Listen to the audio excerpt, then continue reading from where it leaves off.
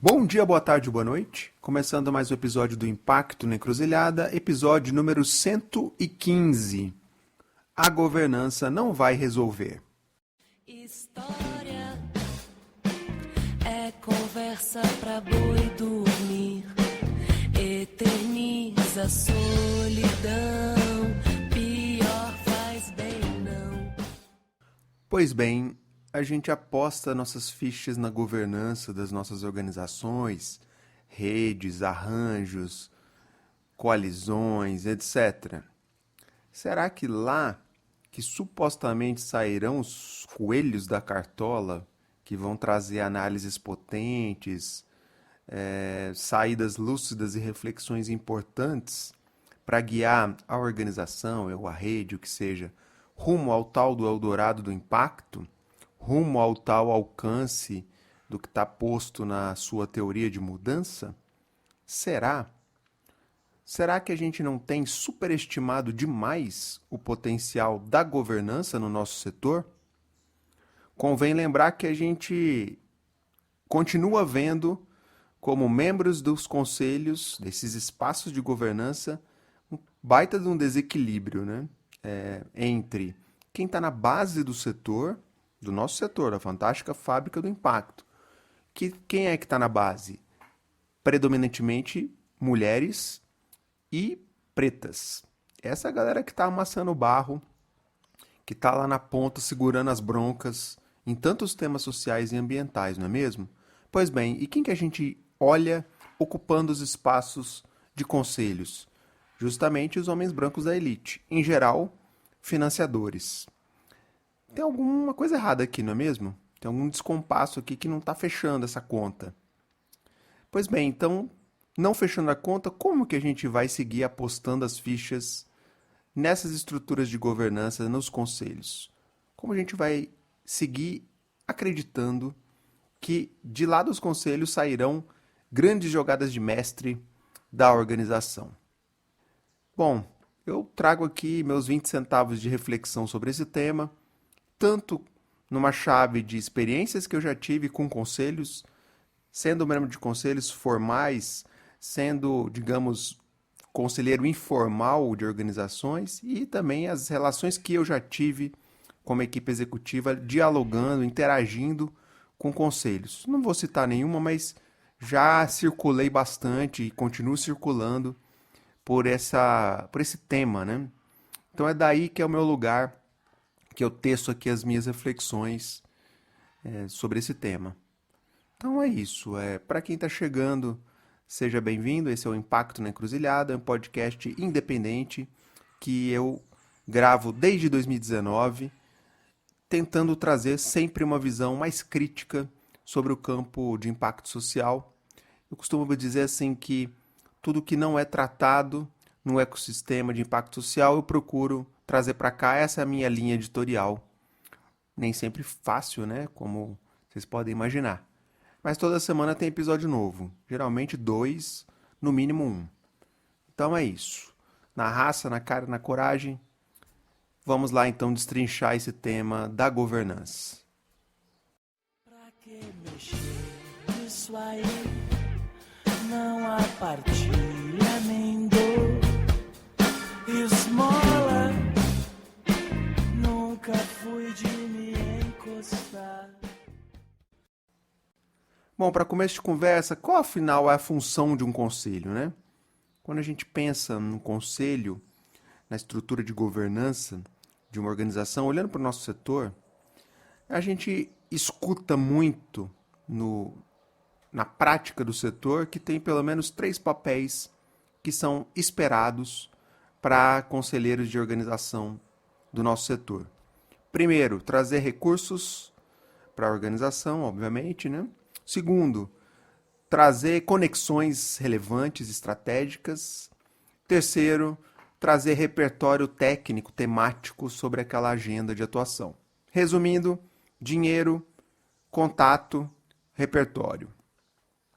Obviamente tem mais coisa que cabe aí além essas três funções esperadas, né? Lembrando que eu estou partindo da realidade prática do setor e não estou bebendo aqui nem trazendo nenhuma referência acadêmica Sobre isso, tem muita coisa disponível, já já a gente menciona aqui. Mas é isso. Então, são essas três coisas, via de regra, que a gente escuta. Tem muito outras aí, mas enfim, para resumir, são essas três. Eu confesso que essa visão que traz essas três coisas me deixa um pouco incomodado, né? Por quê? Bom, primeiro, porque reforça a distorção de poder que já predomina no nosso setor. Afinal, quem tem grana para trazer para a organização? Né? Para quem tem contatos estrelados, né? Para abrir portas que gerem recursos para a organização? Obviamente, quem já está em lugar de privilégios, não é mesmo? E assim a gente dobra a aposta de que esses espaços estão constituídos por homens brancos da elite. Assim fica difícil de mudar, não é mesmo? Bom, um outro ponto que me incomoda é que esse olhar técnico do repertório não necessariamente passa por pessoas acadêmicas, especialistas, nada contra. Mas a gente acaba reforçando uma ideia de repertório técnico, de saber, que descola do saber prático, né? Do saber tradicional, ancestral, enfim. Que hoje está voltando esse tema com força. Que bom, não é mesmo? Então, de novo, quem é que tem saber acadêmico, formação qualificada, que não a galera da elite? E quem é que tem o saber ancestral, mais tradicional, mais prático do setor? De novo, a galera que está amassando o barro lá na base, que continua de fora desses espaços. Bom, e para fechar, a terceira crítica que eu faço é onde é que entra, qual espaço para entrar nessa lógica de representação nos conselhos a galera que é beneficiário. O beneficiário, eu também não gosto do termo, mas para ficar didático. O beneficiário da organização. Qual espaço estratégico é reservado para essa galera nas estruturas de governança? Eu sei que pode ter eventual conflito de interesse, mas nas outras cadeiras não tem, né? É só nessa que tem. Mas que mesmo esse conflito de interesse específico do beneficiário, legislando em causa própria lá no conselho, é possível disso ser remediado de alguma forma, tem maneiras de se fazer. Então, acho que é mais um ponto aí para a gente refletir, não é mesmo? Bom, e na prática, como é que a coisa acontece?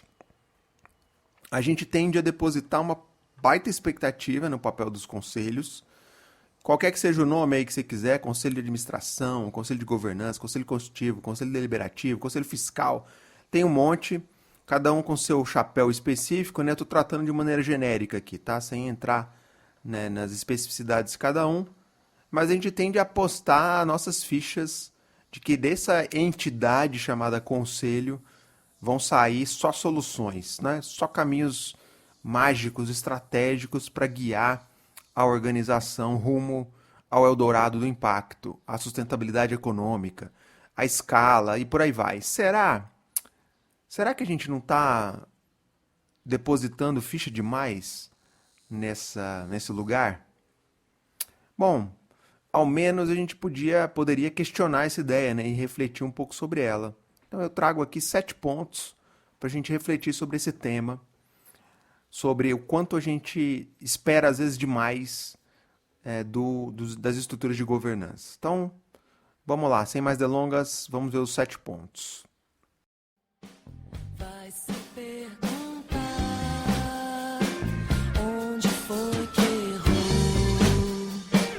Vou me arrepender e dizer que não. Primeiro ponto importa menos o assento oficial e mais o que você, conselheiro, conselheira, entrega para a organização. Bom, embora a prática de conselheiros de grife, vamos chamar assim, né, seja uma realidade, ser ou estar num conselho é mais se dedicar, é mais vestir a camisa para valer e menos só dizer que está lá, só aparecer na foto, não é mesmo? É sobre abrir espaço na agenda, é sobre oferecer o que você, membro do conselho, tem de melhor para apoiar a organização. Isso passa por você se dedicar. tempo, é o mínimo, né?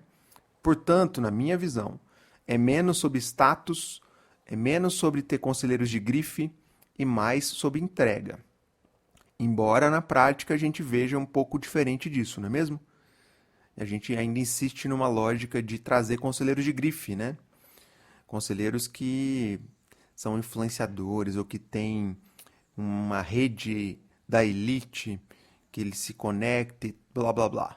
Tem muito disso, a gente vê bastante disso e a gente já vê as consequências disso. Então, o primeiro ponto aqui importa menos o selo daquele conselheiro, a marca, né, o peso, né, de grife que ele traz e mais o que de fato ele está entregando para a organização, senão você tem um conselho ali de galácticos estrelado que não entrega porcaria nenhuma, você só desfila mostrando, olha só que lindo o conselho que eu tenho. Na prática, a organização conta zero com o seu direcionamento estratégico. Funciona dessa forma? Enfim, fica no ar a pergunta. Segundo ponto aqui é que os conselhos têm menos importância do que pensamos. Sim, isso mesmo que você ouviu. Os conselhos têm menos importância do que pensamos. A gente tende a depositar as decisões importantes, estratégicas, né, em cima do conselho, mas, de uma maneira geral, as coisas da organização vão sendo decididas no seu dia a dia. E quando chegam ao conselho, muitas vezes elas já chegam com certo direcionamento, ou com certo viés, ou já meio engatilhada. Eu não estou criticando isso não, gente, eu só estou constatando essa realidade. Porque a organização não dá para ficar esperando a cada 3 meses, a cada 6 meses para acionar o conselho, e acionar por e-mail, por WhatsApp. Em geral, não tem esse retorno tão ágil quanto a gente imagina. Então, no final, os conselheiros e conselheiras têm sim o seu papel, mas em geral a gente tende a depositar demais as expectativas neles, na capacidade de olhar, de falar coisas, de dar direcionamentos que, sinceramente, tenho minhas dúvidas, tá? Então eu partiria do princípio que se a gente fizesse um alinhamento de expectativas mais honesto entre a direção executiva da organização e a sua estrutura de governança, acho que seria mais realista. Essa é a minha reflexão aqui.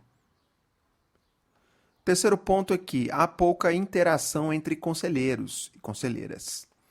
No nosso mundo dos sonhos de impacto, a gente imagina assim que os membros de conselho praticamente formariam uma espécie de irmandade que se potencializaria entre si, que trocaria figurinhas e que emanaria uma energia assim indestrutível, não é mesmo? Bom, isso até pode ocorrer, né? Pode até ter trocas ali e conexões e bater santo entre membros de conselho, mas não é o praxe. O que a gente vê na realidade são relações em geral protocolares, algumas até frias entre membros ou certos membros, e enquanto que pode até haver sintonia entre alguns membros, entre um ou outro, tal, mas no geral essa irmandade, como a gente imagina, não rola, não acontece, tá? Vamos trazer para o mundo real aqui, sobretudo entre aqueles membros de conselho que a gente diria que são mais independentes, entre aspas, ou que seriam, entre aspas, do baixo clero, ou que não são tão de grife, né? Essa galera tende a ficar num lugar ainda mais isolado, mais desconectado dessa turma mais estrelada do conselho, né? Então, enfim, é um ponto aqui a se observar, do qual a gente fala pouco aqui, não é mesmo? Então, tem diferentes conselhos de diferentes prateleiras no setor, né, em cada organização. Nem todos são de grife, nem todos são galácticos, embora ainda esse seja o perfil que se busque por aí. De novo, já falei, tem críticas a ele. Mas tem a galera mais de baixo clero, né, que está ali tentando pautar discussões mais, às vezes, relevantes. E é isso. Então, imaginar que vai emanar uma grande irmandade da composição do conselho, me desculpa, mas é um equívoco muito grande no nosso setor. Essa roupa suja pra lavar. Se não tínhamos o menor cabimento, e pensando bem a gente deu o que tinha que dar. Tudo se resume a uma Bom, ponto 4 é, nem sempre a cartilha funciona. A cartilha diz que o conselheiro tem a missão de trazer para a organização dinheiro, conexão e repertório. Nem sempre ele traz essas três coisas, ou uma dessas três coisas. E às vezes ele aporta outras coisas relevantes. Então essa cartilhinha, às vezes, ela não funciona muito bem na prática, não é mesmo? Então, e aí como é que a organização lida com isso? Né? Ela vai cortar, ela vai fazer um recall de conselheiros que não estão entregando o que se espera, e ela vai ficar renovando o conselho a cada não entrega? Fica meio estranho, não é mesmo? Então, assim, acho que aqui a gente precisa entender que essa cartilhinha aqui, ela precisa ser problematizada, né, refletida e até reconstituída, né, à luz do que cada organização pensa a respeito do espaço que é dado ao conselho, à governança. Acho que para mim essa é a mensagem chave aqui, nesse ponto da cartilha nem sempre funciona. Difícil desapegar dela, difícil descolar desse pensamento que tem que trazer essas três coisas, esse é o papel e tal, mas é possível encontrar outros caminhos de governanças mais efetivas, né? Mais integradas ao dia a dia da organização. Bom, o quinto ponto aqui é o conselheiro, a conselheira faz pouco a lição de casa. Afinal, o que se espera de um membro de conselho, digamos, o seu rito procedimental, né? Que ele minimamente esteja a par do que a organização faz, que ele se prepare para as reuniões, faça leituras prévias, que ele receba o material, obviamente, antes, que ele esteja disponível para as reuniões, que tenha agenda, né, gente? Afinal, nós estamos falando aí de, sei lá, 3, 4 reuniões por ano, às vezes até menos. E, eventualmente, receber alguma mensagem, né, interagir de uma forma mais pontual, pelo amor de Deus, né? Muito pouco, né? Então, assim, é o mínimo que se espera é que esse membro de conselho tenha um mínimo de disponibilidade, de tempo na sua agenda cheia para se dedicar à organização. Infelizmente, não é o que a gente vê na prática, de uma maneira geral, né? O que a gente vê é as agendas estão indisponíveis, às vezes não dá para ir na reunião, né? Falta, não faz geralmente a lição de casa, de ler os materiais, de chegar minimamente preparado na reunião para discussões e mesmo assim, como conselheiro, como conselheira, o que ele pensa que ele tem que fazer, dá pitaco sempre. Mesmo não fazendo a lição de casa, não vai passar batido. Vai dar pitaco e às vezes vai chutar a bola lá na arquibancada, vai dar a bola fora mesmo, porque não está acompanhando, porque não está por dentro do que a organização vem fazendo. E na visão deles, eles estão aconselhando. É o papel deles, não é mesmo? Então, assim, acho que aqui tem um ponto também de atenção que precisa fazer a lição de casa, gente. Não é mesmo? É o mínimo que se espera de um membro de conselho que, de fato, quer se dedicar, né, e entregar aquilo que a organização espera dele. Bom, o sexto ponto é, a lógica de escolha de conselheiros é questionável. Muitas vezes a própria direção da organização segue essa cartilha ao pensar a composição do conselho. E aí pensa, bom, vou convidar pessoas da elite, de organizações de grife, da primeira prateleira do nosso setor. Vamos falar em português, claro, os peixes grandes. Essa galera tem que estar. Essa galera, em geral, surpresa, né? São aqueles homens brancos da elite, com raras exceções. E a gente segue esse ciclo vicioso, né? Que a gente já descreveu aqui antes.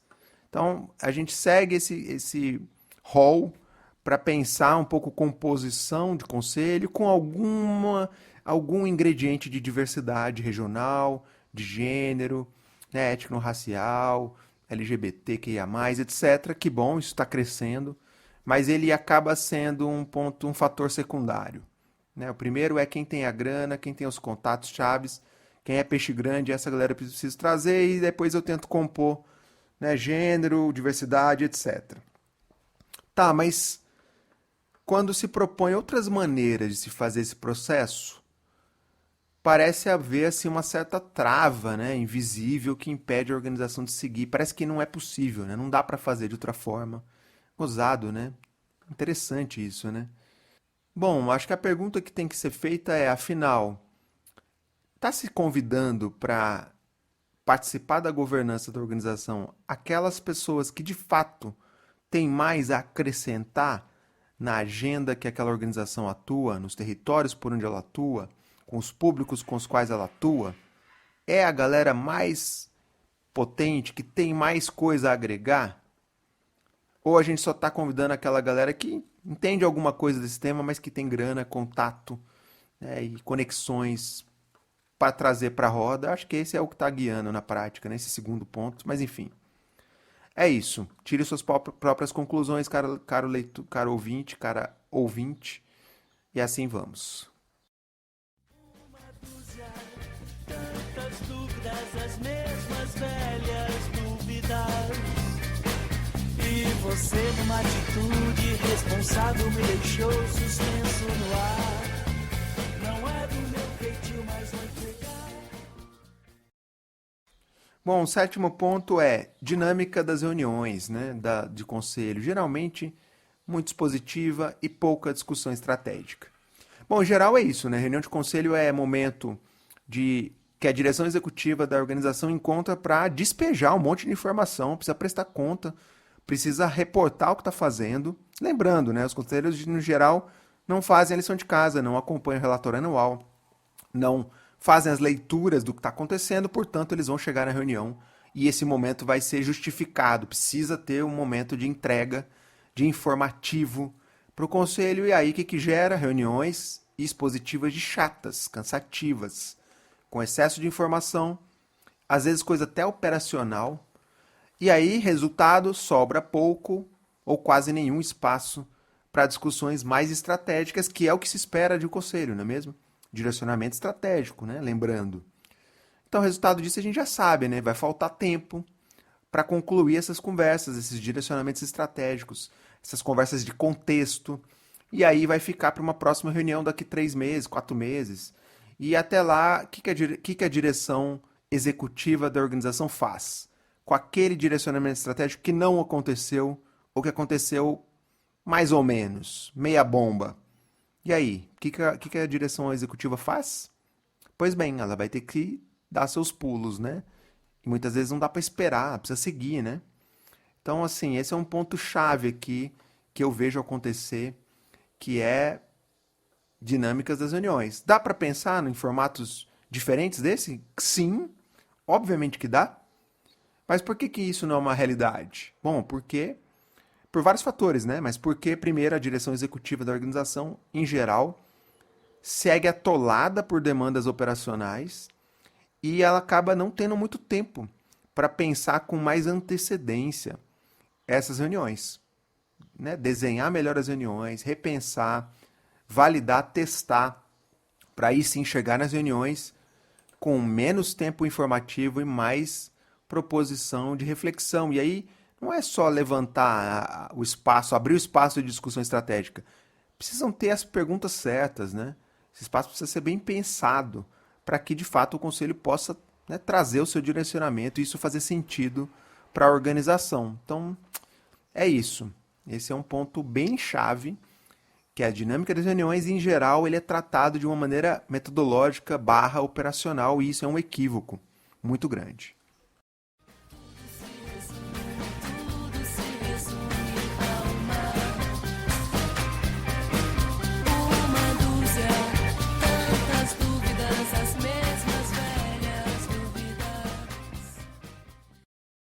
Bom, então é isso, gente. Eu procurei aqui fazer algumas reflexões sobre o espaço que a governança ocupa, ou que poderia ocupar no nosso setor, na nossa fantástica fábrica do impacto.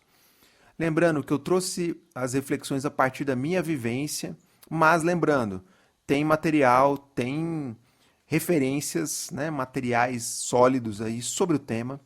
Eu deixo alguns aqui na descrição do episódio. Então tem materiais aí já, publicações e guia sobre o tema. Tá lá para quem quiser dar uma olhada. Então eu procurei trazer uma coisa mais empírica mesmo, né, sobre a minha vivência nesse tema. E aí a pergunta é, bom, os conselhos, né, as estruturas de conselho poderiam sim resolver a parada? Poderiam contribuir muito mais para isso.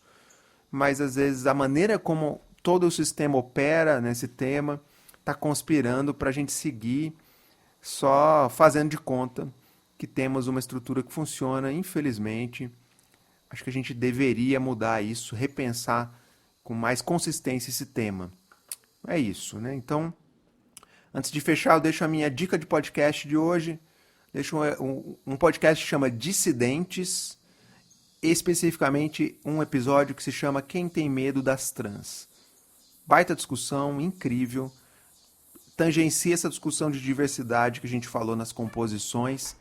E olha, me arrisco a dizer que raríssimo encontrar no nosso setor composição de conselho que tenham pessoas trans.